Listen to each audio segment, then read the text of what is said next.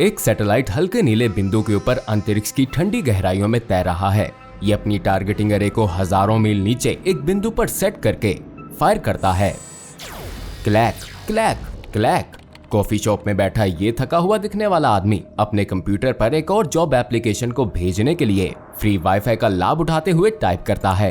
पास में ही एक Barista order लिख रही है, जबकि एक बिजनेसमैन कॉल के दौरान अपने मौका का सिप ले रहा है। एक लड़की हंसते हुए अपने दोस्त को मैसेज कर रही है और एक बूढ़ा आदमी अपनी बेगल को थोड़ा जोर से चबाता है। कुछ भी ऐसा नहीं दिखता जो सामान्य से हटकर हो, लेकिन केवल ब्लास्ट के होने से पहले। Intensity level 25। जॉब सीकर को अपने कान में एक हल्की सी आवाज सुनाई देती है। आवाज से वो चौंक कर कॉफी शॉप में चारों ओर देखता है, लेकिन उसे कोई भी नहीं दिखता जो फुसफुसा रहा हो। कितनी अजीब बात है। वो वापस अपने कीबोर्ड की ओर मुड़कर टाइप करने लगता है, लेकिन एक अजीब सा एहसास उसे बेचैन करता है। वो भावना कि कुछ तो कहीं ना कहीं गलत है। उसकी नजर बिजनेसमैन पर पड़ती है और वो नोटिस करता है कि उसका फोन उसके हाथ से गायब हो गया है, लेकिन वो अभी भी जोर जोर से किसी से बात कर रहा है जो वहां पर नहीं है। बैरिस्टा मुस्कुराते हुए ऑर्डर्स नोट कर रही है, लेकिन अपनी नोटबुक में वो बार बार गेटिंग क्लोजर के शब्द लिखती जा रही है और उसे नहीं पता कि आखिर क्यों। जबकि लड़की अपनी फुर्तीली आंखों के साथ अपने दोस्त को एक मैसेज करती है जिसमें वो लिखती है, ये शायद बहुत ही अजीब लगेगा, लेकिन मुझे ऐसा लग रहा है कि जैसे कोई मुझे देख रहा हो। नौकरी की तलाश करने वाला व्यक्ति इन अजीब भावनाओं से लड़ने की कोशिश करते हुए उस बूढ़े आदमी को चबाते हुए सुनता है। ऊंचा, लगातार, गाय की तरह चबाना। ये वास्तव में अब उससे बर्दाश्त नहीं हो रहा है। फिर अचानक उसके दिमाग में ये विचार आया कि उसे वास्तव में इसको मार देना चाहिए है। वो उसके गले को पकड़कर उसके जबड़े को तोड़ेगा ताकि कभी भी वो फिर से इस तरह ना चबा पाए। जिसके बाद अचानक इस विचार का आना उसे परेशान कर देता है, लेकिन अभी कुछ बहुत बुरा होने वाला है। Intensity level 35। उसको आश्चर्य होने लगता है कि क्या इस सब का कोई मतलब है। उसे संदेह हुआ कि उसे उसकी पिछली नौकरी से इसलिए निकाला गया क्योंकि कोई भी उसे पसंद नहीं करता था। क्या उसे वास्तव में ऐसा लगता है कि उसे ये नौकरी मिल जाएगी? क्या ये संभव है? क्या अजीब सपना है? वो इस तरह के विचारों में गिर जाता है, जिस कारण टाइपिंग करना बहुत मुश्किल हो जाता है। वो नोटिस करता है कि अब उसके हाथ कांपने लगे हैं। उसके पीछे वो बूढ़ा आदमी अब भी इतनी जोर से चबा रहा है, लेकिन वो पीछे नहीं मुड़ सकता। वो जानता है कि यदि उसने ऐसा किया तो वो उस बूढ़े आदमी को कुछ कह देगा, जिसके बाद उसको बहुत बुरा लगेगा। बैरिस्टा वहीं खड़ी दूर किसी चीज को घूरती है। उसकी आंखों में एक अजीब सी बेचैनी दिखती है। बिजनेसमैन अपने मौका में ऐसे देखता है जैसे कि ये कोई क्रिस्टल बॉल हो। लड़की रोने लगती है। नौकरी तलाश करने वाला व्यक्ति जब बाहर देखता है तो उसे कुछ बहुत अजीब लगता है। एक अधेड़ उम्र महिला अपने कुत्ते के साथ वॉक कर रही होती है, जब अचानक वो अपनी छाती को ऐसे पकड़ती है जैसे उसे हार्ट अटैक आ रहा हो। वो झुककर गहरी सांसें लेती है। उसका कुत्ता किसी अनदेखी चीज पर भौंकता है, जैसे वो किसी अनदेखी शक्ति से क्रोधित हो जो उसके चारों ओर है। Intensity level 50। कुछ गलत है। जॉब सीकर के मन में अब वो आवाज फुसफुसा नहीं रही है। ये अब उस पर क्रूर शब्दों को चिल्ला रही है। बेकार, किसी नाकाम का, आलसी, घिनौना। हर एक शब्द उसके दिमाग में जैसे ड्रिल किया जा रहा हो, लेकिन इन आवाजों से कहीं भयानक ये तथ्य था कि वो इस हर एक शब्द पर विश्वास कर रहा था। वो इस वेनमस रिदम में डूबता जा रहा था। इन सबसे ऊंची केवल एक ही चीज थी, और वो थी ना खत्म होने वाली चबाने की आवाज।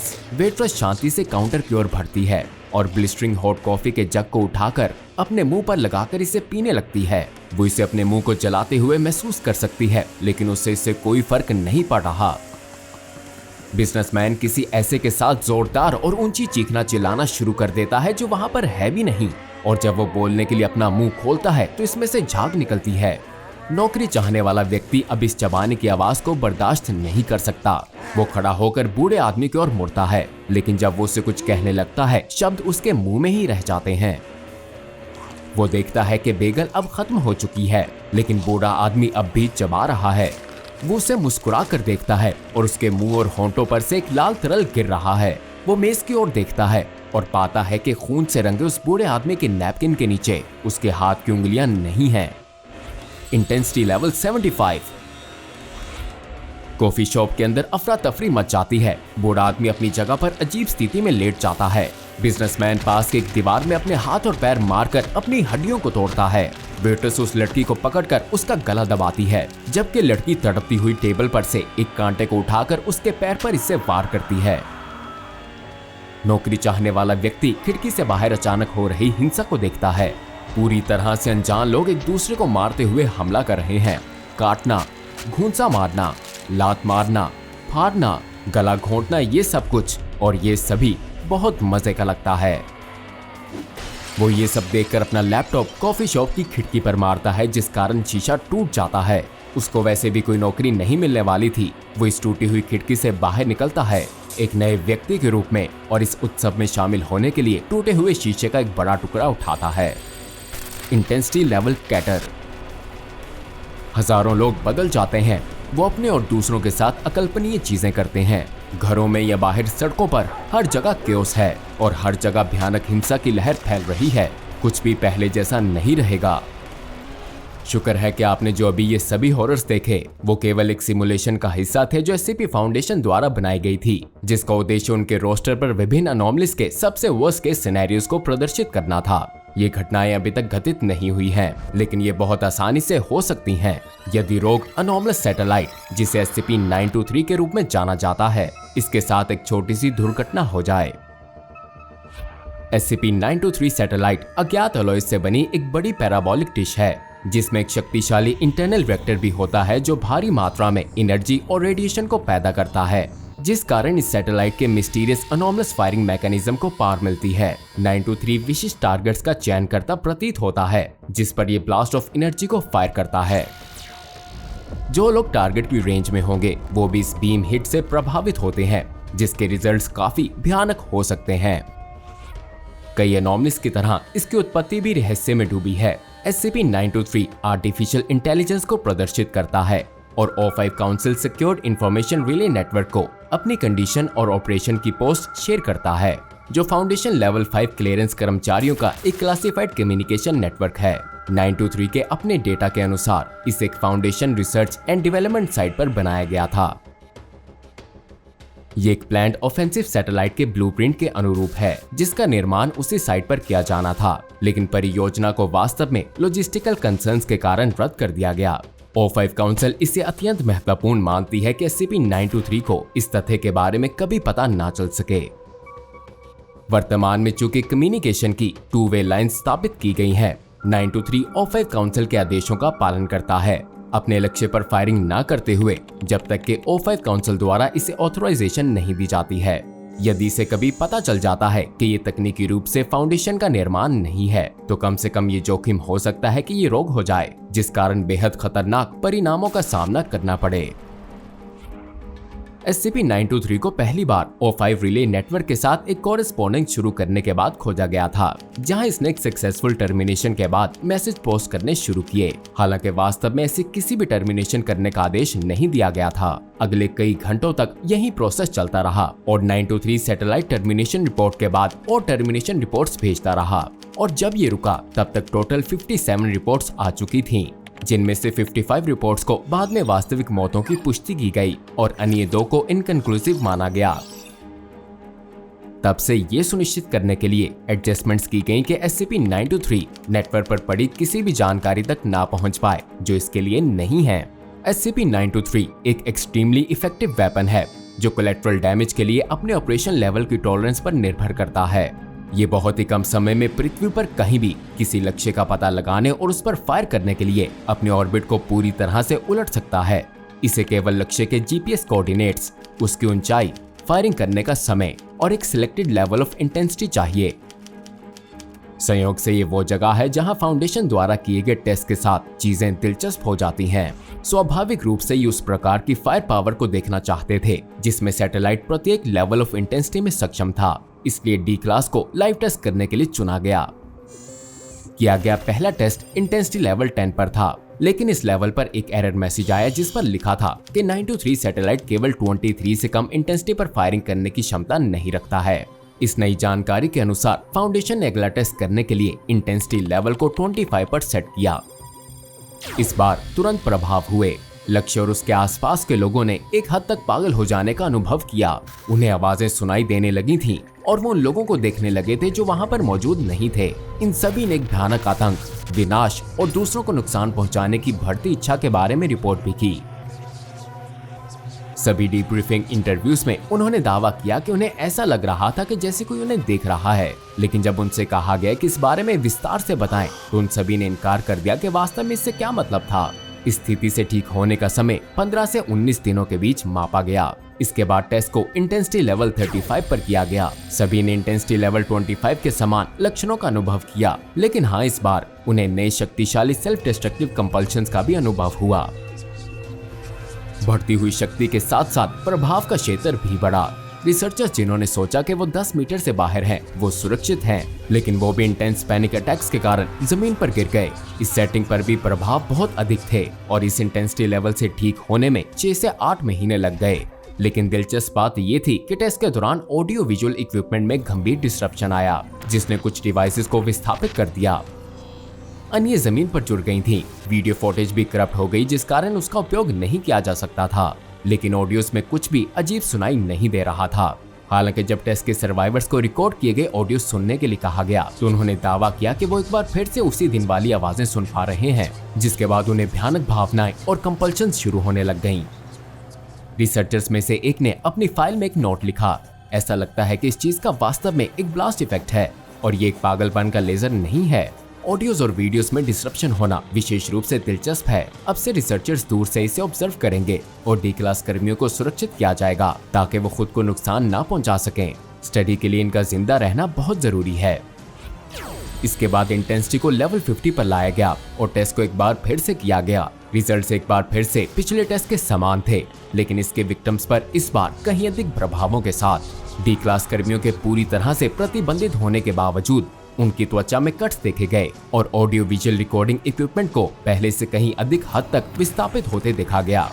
इस इंटेंसिटी के शिकार विक्टिम्स अभी तक ठीक नहीं हुए हैं और फाउंडेशन रिसर्चर्स को संदेह है कि वो कभी ठीक हो भी नहीं पाएंगे। लेकिन इस लेवल इंटेंसिटी के प्रभाव उपस्थित लोगों की तुलना में कहीं आगे चले गए। ऐसा प्रतीत होता है कि वो क्षेत्र जहां इसे किया गया था, वही अब लंबे समय तक चलने वाले प्रभावों का सेंटर था। स्टाफ जिसने डी क्लास कर्मियों को टेस्टिंग एरिया से बाहर निकाला, उन्होंने अत्यधिक बेचैनी होने की सूचना दी, ये दावा करते हुए कि टेस्टिंग एरिया केवल उन्हें गलत लगा, लेकिन इसके आगे वो कुछ भी नहीं बता पाए। ये सब होने के बावजूद भी टेस्ट जारी रहे और उनमें इंटेंसिटी को भी बढ़ाया जाता रहा। अगले टेस्ट में इंटेंसिटी लेवल को 75 पर सेट किया गया और ये वो लेवल था जहां चीजें वास्तव में बेहद भयानक हो गईं। जहां सैटेलाइट ने टारगेट किया, वो लक्ष्य पूरी तरह से बेहोश हो गया और डी क्लास कर्मी टारगेट जो 16 मीटर के भीतर थे, उन्होंने अपनी बधाएं तोड़ दी और अपने हाथों से एक दूसरे को मारना शुरू कर दिया।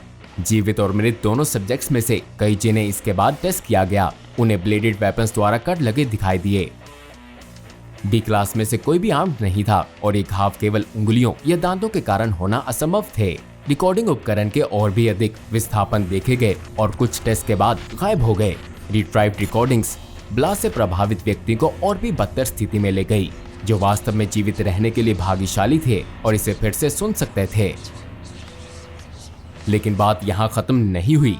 50 मीटर के भीतर किसी को भी इंटेंस पैनिक अटैक्स का अनुभव हुआ, जो अक्सर 1 घंटे से अधिक समय तक रहा।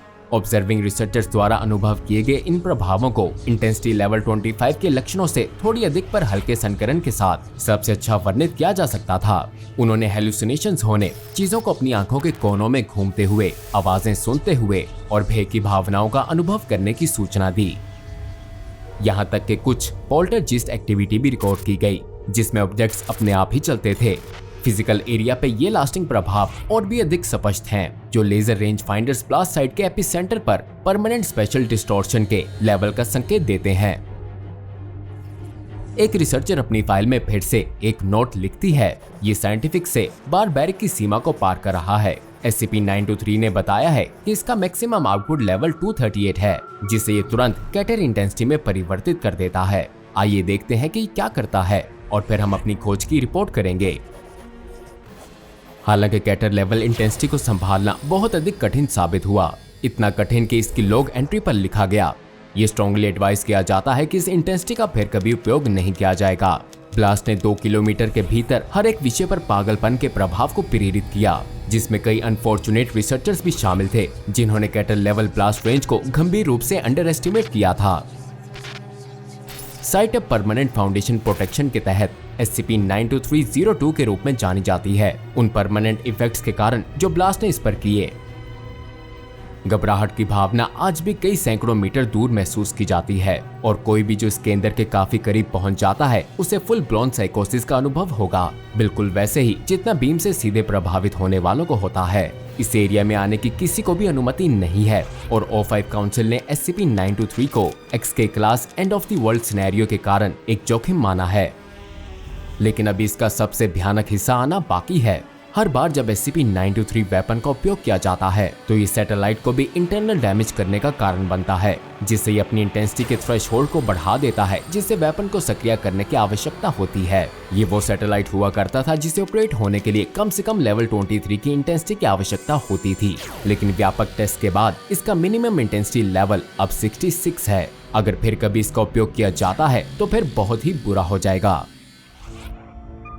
इस खतरे के बावजूद SCP-923 को सेफ क्लासिफाइड किया गया है, लेकिन एक ऐसा वस्तु जो ना तो फाउंडेशन के कंट्रोल में है और ना ही वो एक सेफ इंटेंसिटी के साथ उपयोग कर सकता है, उसको हार्मलेस अनोमलीज की क्लास से क्यों क्लासिफाई किया गया है, जिनको कंटेन करने की आवश्यकता नहीं होती? इसका उत्तर इस प्रश्न में छुपा है। SCP फाउंडेशन SCP-923 को कंटेन नहीं कर सकती है क्योंकि वर्तमान में 7500 से अधिक सैटेलाइट्स पृथ्वी के ऑर्बिट में हैं और 923 ज्यादा संदेह पैदा नहीं करता है, खास तौर पर जब फाउंडेशन ने ये कवर स्टोरी बनाई रखी है कि ये एक नॉन अनोमलस मिलिट्री सैटेलाइट है। केवल निरंतर कंटेनमेंट एफर्ट की आवश्यकता ये सुनिश्चित करना है कि कोई भी सैटेलाइट इसके पाथ ऑफ ऑर्बिट में ना आ जाए, जिस कारण 923 का एडवांस डिफेंस सिस्टम एक्टिवेट हो और वो सैटेलाइट को नष्ट करके अपनी अनोमलस नेचर को जाहिर कर दे। अब जाइए और जाकर डॉक्टर बॉब की फाइल्स में से SCP-056 अ ब्यूटीफुल पर्सन देखें, एक अनोमली जो आपके साथ भयानक चीजें कर सकती है। और हाँ, चैनल पर नए हैं तो इसे सब्सक्राइब करके अपनी सपोर्ट ऐसे ही डॉक्टर बॉब को देना मत भूलिएगा। मिलते हैं जल्द ही।